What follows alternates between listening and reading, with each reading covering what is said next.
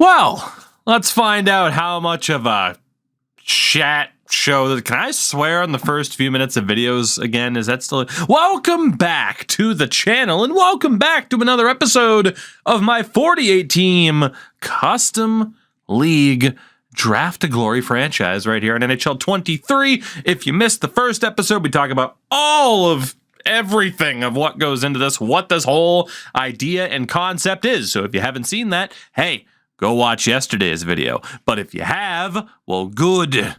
Go watch it again, too. Like the video.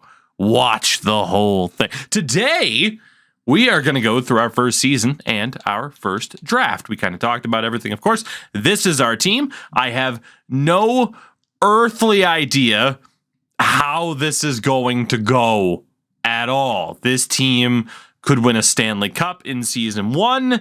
We could finish dead last. Again, there are 48 teams, 82 games. The point structure is still the same, so 2 points for a win. The modern NHL point structure is the structure to avoid any potential confusion. Our first ever game is against the Buffalo Bulldogs, and we'll see how this plays out because I don't know what to make of this at all. Let's sim the opening month of the season. No other hype is necessary, and we'll see just where this team stands. Auto-rotate goaltending is also on. The one thing I did not do, as you can see in the top right, is swap over the scouts. I gotta be honest, for season 1, we'll just leave it as it is for season 1. I can't really be bothered. We'll upgrade staff and scouts and all that fun stuff after the first season. But 6-6 through our opening month. Not too bad. Are there any teams that are just kind of crazy? Yes, the Michigan Stags are 13-3. Let's go take a look at them. What the hell does that team look like? Of course, you have SHL teams, ECHL teams mixed in. They got Brock Little, Dominic Shine, Rodrigo Aboles. Is that Ryan Fitzgerald? It is. Cole Meyer, yep. Former Manitoba Moose. John Nieberg. I mean, yeah, they got some former NHLers and AHLers in there. Nilo Halonen is their goaltender. And Jonas Arntzen. Neat.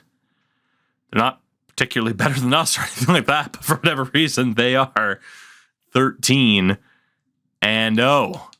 Let's just go through this. Let's just see what the hell happens here, huh?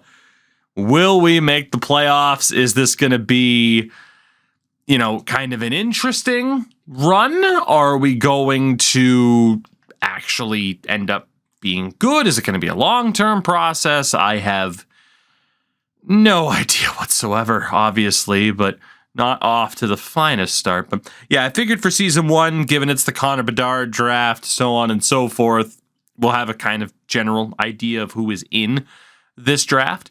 Of course, speaking of Connor Bedard, if you haven't yet, make sure to check out the most recent edition of the Tukey's Take podcast that was taken from a live stream on the night of the draft lottery that gets our live reactions to how things played out. We, of course, also talked about the playoffs.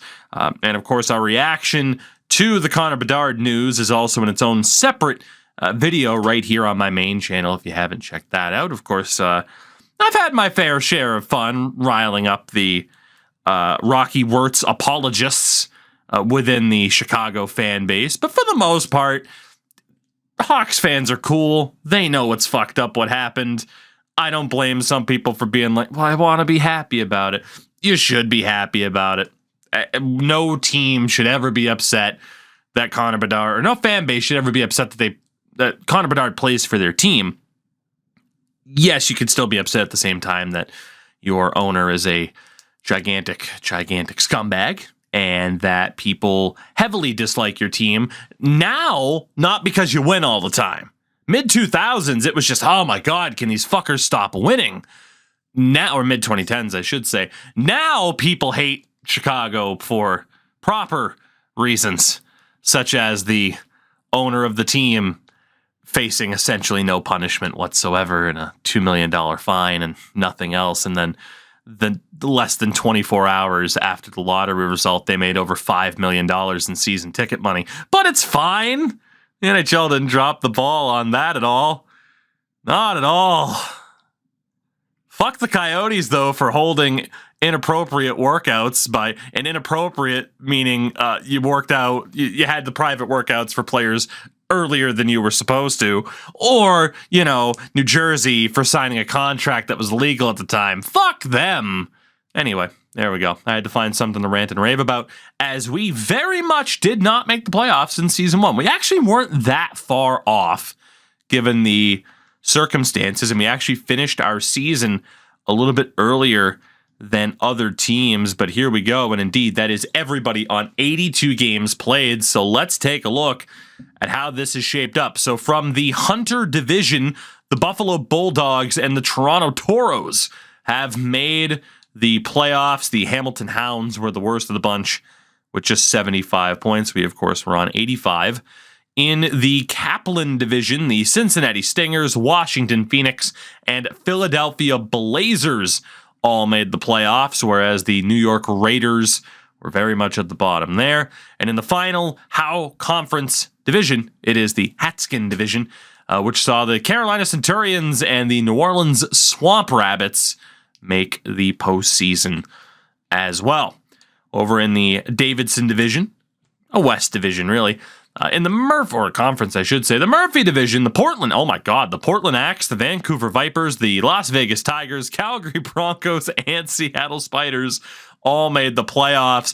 Every single team had at least 90 points. That is outrageous, which means some of these other divisions are going to be bad. The Dano division sees the Oklahoma City Hogs and the Kansas City Kings make the playoffs, and actually really no bad teams there.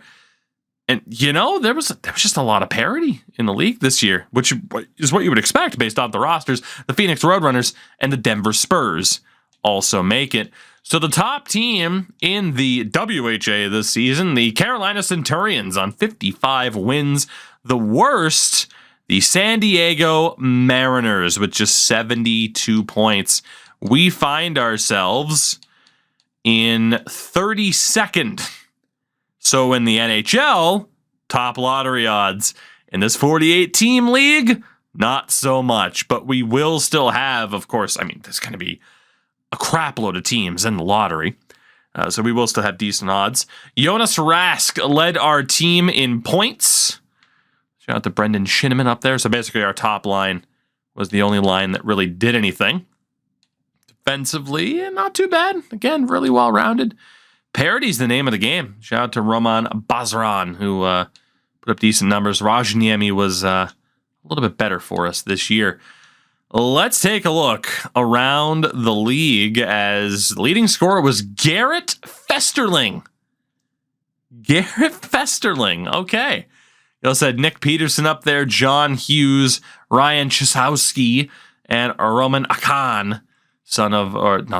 Jesus. I've been playing way too much MLB, and we're so far into MLB, a franchise mode there, that we've been joking about here's Carlos Delgado Jr., but no, brother of Providence Bruins defender, Jack Akan. It's a Sean, but we like to say Akan. Anyway, defensively, the leader was Ville Lahunin of the Buffalo Bulldogs. Eric Gustafson, not that one, was also up there. Shout out to Matt Bodie, former Ducks defender. And for the goalies, the winningest, Brandon Maxwell and Joran van Pottelberg of Detroit Red Wings fame. Technically did it in fewer games. Very good. Shutout leader was Brandon Maxwell. And the save percentage leader was actually Rajniemi. But Matthew Galajda, I'm going to go with, was also up there. But for starters, really, it was Brandon Maxwell. Rookie of the year is going to be Chisowski at just 22 years old. Sean's also up there. Ricard Hug as well. Hug. Matteo Genero. All right, well, I'll be intrigued to see who wins that. It should be Chisowski, though. Should be. We'll see what happens. So, playoff-wise, what will that bracket end up looking like is my first question. And the answer is something like this. So we have, and again, when you have a custom league, this is what it shows you. Carolina, Seattle, Philadelphia, Vancouver, Cincinnati, Kansas City, Washington, Nolans, Buffalo, and Calgary, Toronto, Vegas, OKC, Denver, Portland, and Phoenix. Interesting. I'm not sure what changes the seeding because Carolina playing Seattle. I guess actually the playoff format ended up just being the proper 1 through 16 without conferences, divisions, so on and so forth being factored in, even though I didn't change the settings. Well, that's interesting because we're sticking with this because the amount of setup, it takes a good half an hour to get everything set up and organized and all the divisions and everything renamed. So that's just what it is. It is 1 through 16, regardless of division, regardless of conference. I like that a lot, actually. It makes it that much different of an experience. Hence, 1 versus 16, Carolina and Seattle. So I'm cool with that. I mean, you could argue it makes a little bit less, or gives a little bit less importance to conference, but at the end of the day, I still like that a lot for the round of 16.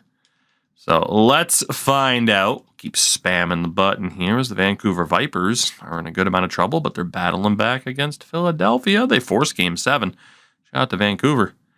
As we hit, wow, Vancouver, I'm pretty sure just reverse swept Philadelphia. My God. Seattle pulls off the upset on Carolina. Vancouver outlasts Philadelphia. Cincy beats Kansas City as expected, as does Washington over New Orleans.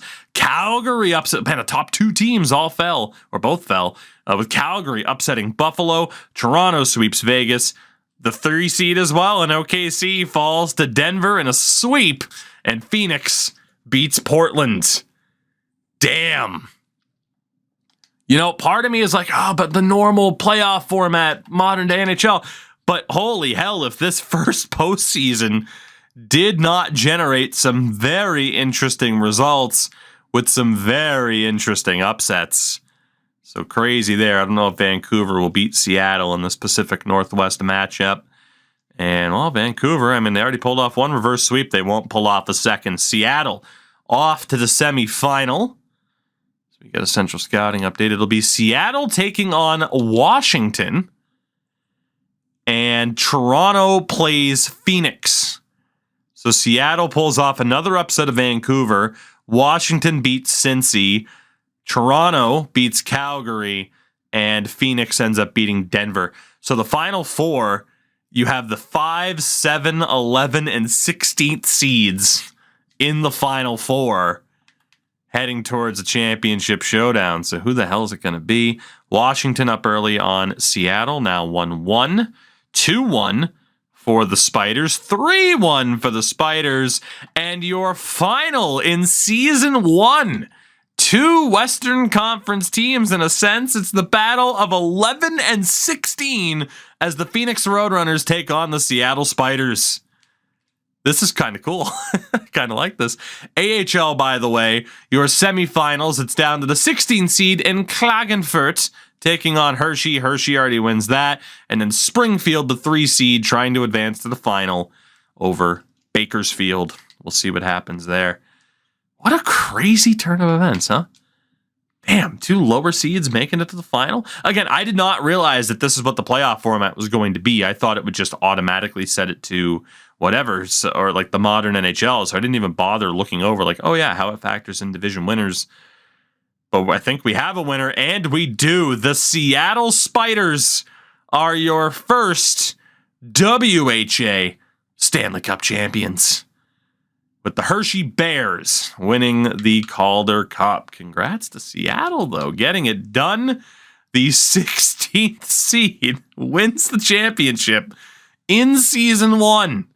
If that doesn't show how wild and ridiculous this could end up being, I don't know what does, as Hershey actually ended up beating Bakersfield in the final in 7 after Bakersfield came back to beat the Thunderbirds in the semifinal. Let's take a look at those player stats here, shall we? For Seattle, Chris Foucault leading the way. Alex Irulo, I imagine it would be, was also up there. And then goaltender Maciej Machowski, who I believe is also with the Red Wings once upon a time, who's an elite goalie in this league at a 69 overall, ends up getting it done. So So Seattle, your first winners. Festerling did win the Art Ross. Maxwell, the goaltender, Maxwell wins the Hart Trophy. When do you ever see that with normal NHL simming? But goalies matter at this point. Lehunen wins the Norris for Buffalo. Festerling of Portland also won the Bing. The Calder did go to Chisovsky. Conn Smythe does go to Chris Foucault. And Maxwell, of course, also wins the Vezina and the Jennings. Lofel wins the Masterton. New Orleans head coach won the Jack Adams. Barta wins the Selke. And Maxwell won the Ted Lindsay Award as well. That's insane. As Chisovsky wins the Rocket Richard. In the AHL, Olim takes home the most points secured. MVP was Freeman. Most goals, Boris Kalmykov. You have Volemu. Him. Freeman also won top defender of the year. Best goaltender was Reitz, and Olim was MVP of the playoffs. Even this is testing my hockey knowledge of obscure names. Let's find out. Season 1 in the books. Where are we going to be in terms of the first round? And the answer is 17th, as New York, I believe the Raiders, move up from 2-1 to secure Connor Bedard. But yeah, look at how many picks are technically in the lottery. Of course, 32, with only 16 teams making the playoffs. No crazy lottery movement for season 1, but you never know what the future might bring. Baltimore was the big mover for this season. So I think there were other ways I could have set this up, now that I know, as nobody retires, in terms of the playoffs and stuff like that. And whether or not we wanted more than 16 teams. But man, if this isn't going to play out in an interesting fashion. We do go to the draft. The New York Raiders have the number 1 overall pick. And with that pick, they select Connor Bedard. So congrats to the Raiders, as the Baltimore Blades take home Ricard Nurmi. Leo Carlson on his way to San Diego. We also have Zach Benson, the newest Hamilton Hound. And Pavel Brizgalov is a Quebec Nordique. Then you have Dvorsky on the move. I'll just go ahead and scroll through. Of course, we'll get more familiar with the logos as we progress on. Oh man, if Barlow had fallen to us, that would have been great. So let's see who's available to us here. At pick number 17, Ethan Gauthier, Lucas Dragicevic. Ooh. There's Callum Ritchie, Braden Yeager. I'm not as familiar with EA's setup. Ooh, Casper Haltinen. Do love me some Casper Haltinen. We did just use him in Chicago, though, so I'll probably hold off. Otto Stenberg. Tom Willander. You cannot be real, right? Willander? I haven't heard of this guy. I'm intrigued. Hunter Brustowitz is very much real. Amelia Arventi. Hyatt, Matthew Cataford. The smartest thing for us to do is look for players who might not be real, because we can presume. I know David Reinbacher is real. There we go, like Sergei Yemelin. It'd be to look for players like that, because we know that they are more likely to have abilities. Alan Ryder. I think it is that top guy. If we were to go for none of the real players, this guy's got to be real, though, but it does show him as only 2 years away. Unconfirmed ability. You got to figure what this mode now defines as 2 years away is going to be different. Our scouts did not do a very good job. It's the best thing that I can say. Honestly, it doesn't matter to me who we end up with. I'm going to let the scouts choose, because they're the ones that scouted them. And they do go for the defender, Dragicevic, which I'm good with. Honestly, I probably would have picked Lucas anyway. So welcome aboard, Lucas, as the first pick of the reborn New England Whalers. Our next pick is pick number 65. God. Let's go ahead. Honestly, there's so many picks. We'll recap the first round soon. All right, let's just do it that way, because there's so many damn picks. Who's available to us in round number 2? Scott Ratzlaff, Seattle Thunderbirds goalie. Khalil Bradford, who's obviously generated. He's an interesting one. Urinen's available. Another EFCO player. Love to see it. We got a couple of options. Artu Karki, also there. Kavanaugh, the Estonian. Kimo Gruber, Medema. There's a lot of options, but to get a goalie early would be pretty nice because it's not as if our scouts are going to let us know anything, right? Got the Sam Aremba. Looks like don't happen to like you. Tucker O'Brien. Let's honestly go for Ratzlaff is probably immediate for. I'm going to let the AI choose again. I don't really care who we end up with in the season 1 draft. It doesn't really matter. Who are we getting here in round 2? It is Ratzlaff. Oh, yeah, it was actually a medium starter. Good pick then. Good pick. So far, being set up for success through the WHL. So I'm very, very happy with that. Round 3, pick 113. Oh, God, who the hell is Marcel? Ryan Abraham. Kalen Parker, Jesse Nurmi. Yeah, again, I don't really care who we end up with. It's fine, one way or another. Let's see if the AI can go 3 for 3. I don't even think we'll have anybody scouted like, yeah, slam dunk. We won't. So let's see. Round number 3, we pick up. Ooh, okay, our first kind of. It's Callum Parker. I don't know which one sounds worse. Whatever one isn't actually your name. Old KP, welcome aboard. We add another defender into the mix. Round number 4. Do we have any interesting names available to us? Logan Warmald. I mean, there's still quite a few real people, obviously, at this stage of the draft. Ooh, Chaz. We could use a Chaz, but who are we going to get? Dezoete.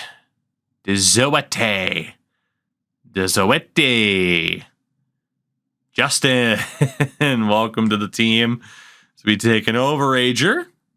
That's good shot power, at the very least. And that is about it. Pick number 209, which is in the 5th round.